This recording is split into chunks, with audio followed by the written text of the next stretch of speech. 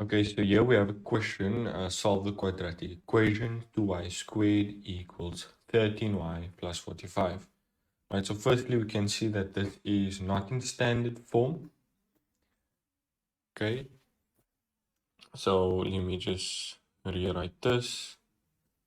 Right, remember when bringing these things over to the other side, we're going to change the sign. This will become 13y minus 45, right, equals 0. Okay, now we have it in standard form. Let's move on to the second step, and that is to factorize.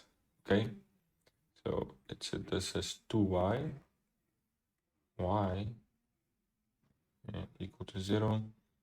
Right, so what two numbers can I multiply in order to give me 45? Right, so the first numbers that I think of is 5 and 9. Right, now we need to consider the signs. Right, if I must multiply 2y by 9, I will get 18y, right? And I'm thinking minus 5, that will give me 13y, right? So 18y minus 5y will give me 13y, right? But since this here is a negative, I'm going to make this a negative and this a positive, all right? Because 2y times 9 will give, times negative 9 will give me negative 18, right? Plus 5y, that will give me negative 13y. Okay, so this here looks about right.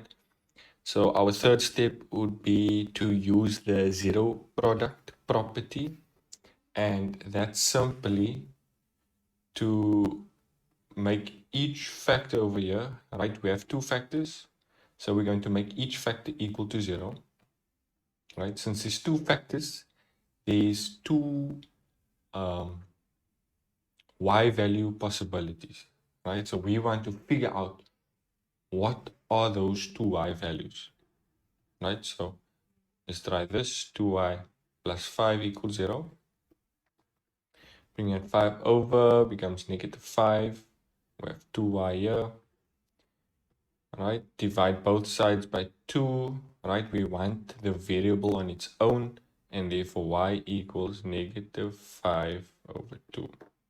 Right, that is one possibility. Now, what's the other possibility? Okay, let's look at this factor over here. Y minus 9 equals 0. Bringing that negative 9 over to the other side, we get positive 9. So there is simply two possibilities for y. Right? Because remember, I must plug positive 9 there. So it's 9 minus 9, that is 0. And anything multiplied by 0 will give us 0. Right? If I must plug this negative 5 over 2, right? Plug that in there. That 2 will cancel out to that 2. Then I'm left with negative 5 plus 5. Then this here is 0. So this here multiplied by 0 will give me 0. Alright, so this is simply telling me that there's two possibilities for y.